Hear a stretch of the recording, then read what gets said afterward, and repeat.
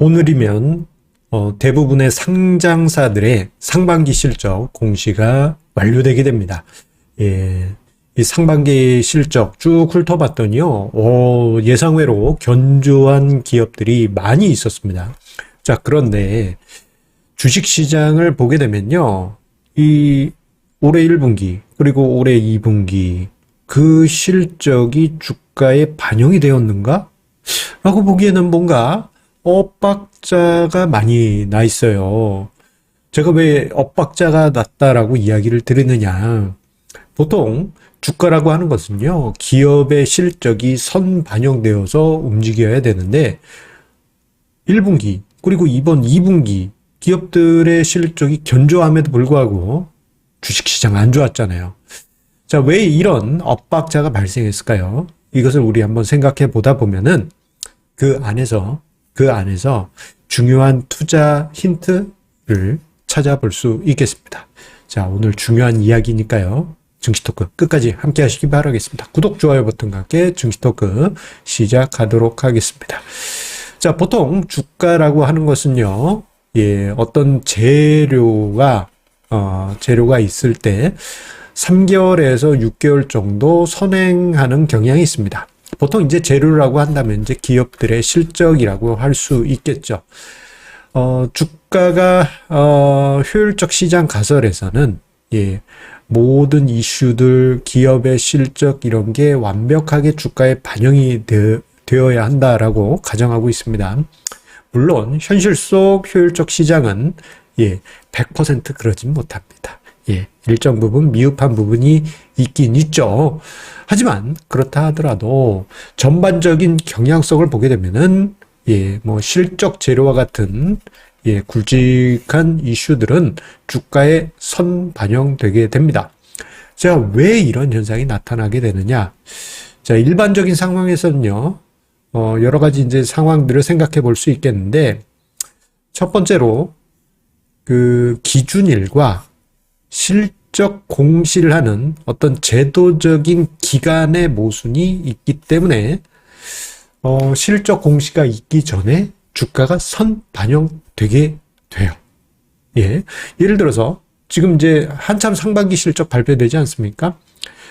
원래대로라면 올해 상반기 기업들의 실적이 이제 6월 30일에 딱 이제 종료되고 회계 담당 부서는 열심히 취합하겠죠.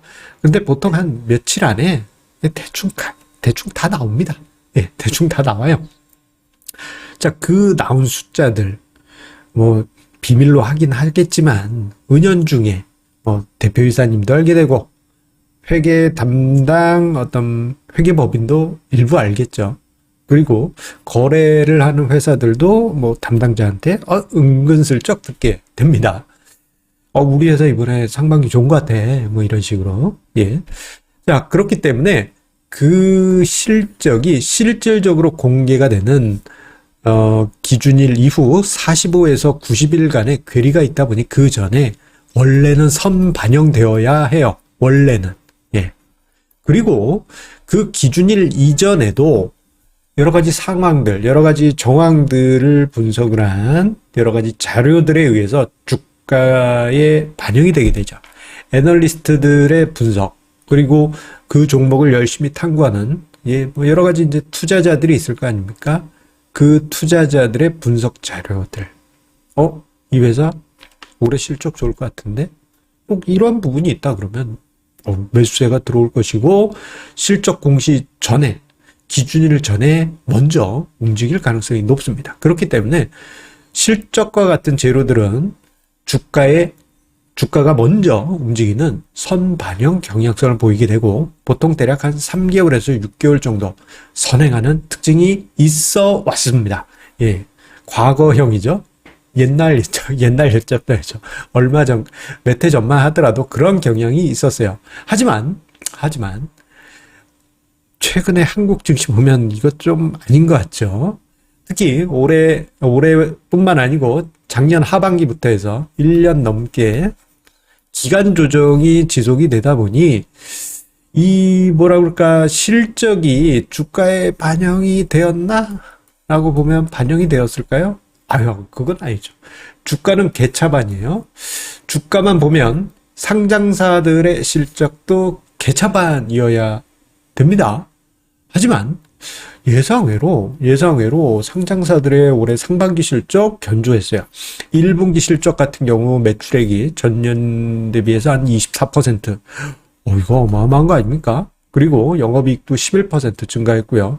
그리고 지난주까지 공시한 상장사들의 2분기 실적, 지난주까지니까 이게 뭐 오늘 뭐 이렇게 취합된 것까지 다 합치면 저 수치보다는 낮을 수 있어요.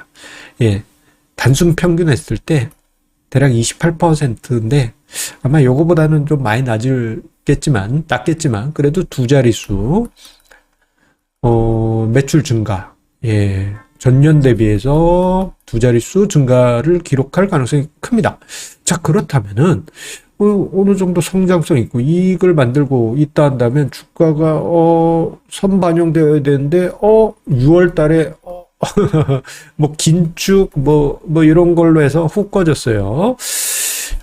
그러면 문득 저는 이런 명대사가 떠오르더라고요. 그 영화 뭐였죠?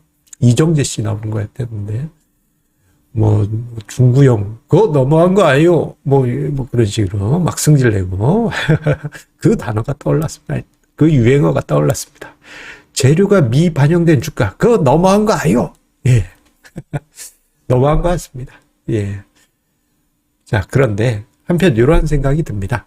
왜 저렇게 됐을까? 이 부분에 관해서는요, 지금, 예, 사이클이 꼬여 있기 때문이다라는 생각이 듭니다. 이 부분에 관해서는 제가 여러 차례 증시 토크에서 다루어 드린 적이 있어요. 뭐냐? 보통, 예, 뭐, 미국의 연준 같은 경우, 완화적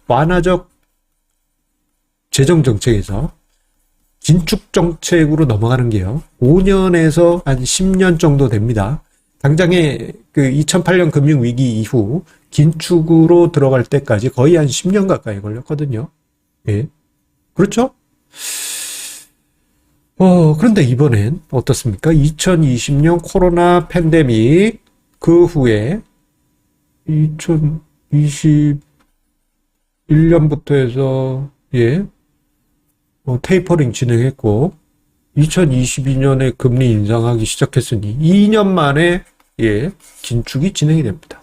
사이클이 너무 빨라졌어요. 사이클이 너무 빠르다 보니까 이게 뭐랄까 이 미래에 대한 우려를 하다 보니까 지금 뭔가 좋은 게 있는데 이게 반영이 되지 않고 우려가 주가에 반영이 되고 있는 게 아닌가 싶습니다. 예를 들어서 이런 상황을 떠올려 볼 수 있어요. 지금 일단 상반기까지는 우리나라 상장사들의 매출액은 그런대로 괜찮을 것 같습니다. 왜냐? 보통 이제 상장사 실적 분석하실 때요. 수출 증가율 전년비를 비교해 보게 되면은 대략 추이를 알 수 있습니다. 수출 증감률 그 수치의 대략 절반 정도 생각하면요. 어느 정도 상장사들의 매출 추이를 예상을 해볼 수는 있어요. 올해 상반기까지는 수출이 두 자릿수 대 증가율이었습니다. 그런데 하반기부터는 매출 증가율이 급격하게 하락할 가능성이 커집니다. 작년 하반기부터 해서 요 추이가 있었지만 두 자릿수에서 한 자릿수로 들어가는 거는 부담스러운 부분이죠. 그래서 이러한 현상이 6월부터 해서 나타났고요. 6월에 수출 증가율이 전년비 5.2% 증가, 7월 달에는 9.4% 증가로 한 자릿수로 내려왔습니다. 그 이야기는 상장사 매출 전년비가 하반기에는 축소 과정으로 들어갈 가능성이 크겠구나라는 것을 예상을 해볼 수가 있습니다. 지금 화면상에 2020년 이후 최근까지 월별 수출 증감률 YOY 전년비 막대 도표를 보여드리고 있는데요. 이거 이제 관세청에 나와 있는 자료를 바탕으로 해서 제가 표를 만들어 봤습니다. 자, 작년 상반기 때 어마어마하게 좋았고 하반기 때부터 해서 조금씩 줄어들긴 하였는데 그래도 두 자릿수 유지됐고요. 그리고 올해 상반기 좋았잖아요. 좋았습니다. 그런데 이제 하반기 들어서 요게 이제 한 자릿수로 줄어들 수밖에 없습니다. 그 이야기는 하반기 때 실적이 이거 좀 실망스러울 가능성이 크겠구나. 그리고 또 우리나라 상장사들의 회계 관행상 관행 이러한 게 있어요. 여러분들 참고해 주십시오. 뭐냐, 1, 2, 3분기 때 좋잖아요. 굿. 4쿼터 때 뭐 좋게 이야기하자면 스무싱 4분기 때 조금 이제 보수적 회계를 적용을 해서 이때 이상하게 생뚱맞게 나쁜 수치가 나오는 경우가 많습니다. 1, 2, 3분기 때 좋으면 4분기 때 TT 이런 경우들이 많이 있어요. 참고만 하세요. 자, 그렇기 때문에 하반기 때는 조금 안 좋을 것 같아요. 그런데 주가가 사이클이 꼬여 있다 보니까 이게 올해 상반기 때 주가 흘러간 거 보면은 올해 하반기 때 있을 것까지 미리 반영이 된 거 아니야? 이런 생각을 하게 됩니다. 특히나 지금 이제 하반기부터는 뭐 수출뿐만 아니고 미국 긴축에 따른 영향력이 반영이 되기 시작해요. 뭐 자이언트 스텝, 뭐 빅 스텝 이런 거 이제 여러 차례 반복했잖아요. 그게 이제 하반기부터는 경제와 실적에 반영이 되기 때문에 그런 우려가 있었던 것이 너무 앞서서 반영이 된 게 아닌가. 그러다 보니 상장사들의 실적이 좋음에도 불구하고 이게 주가에 반영이 되지 않았던 것이에요. 자, 그러면 이제부터 우리가 생각해 봐야 될 것이 있습니다. 뭐냐, 상반기 실적 지금 막 공시되고 있어요. 여러분들 아마 다트 금감원 전자공시 사이트 가면은 막 이게 뭐 초 단위로 막 올라오는 상장사 실적 공시에 깜짝 놀라실 수도 있습니다. 쭉 보시다 보면은 이런 의구심을 가지실 수 있습니다. 뭐냐, 2분기 실적만으로, 그러니까 상반기가 1분기, 2분기 이렇게 두 개로 구성이 되잖아요. 2분기 실적 하나만으로도 혹은 상반기 실적만으로도 퍼 레벨을 계산했더니 5배 미만이야. 이런 종목들 은근히 많아요. 그러다 보니까 이러한 종목들 보면요, 실적 공시 나오고 주가가 뻥이야 하고 뛰는 경우들이 많이 있습니다.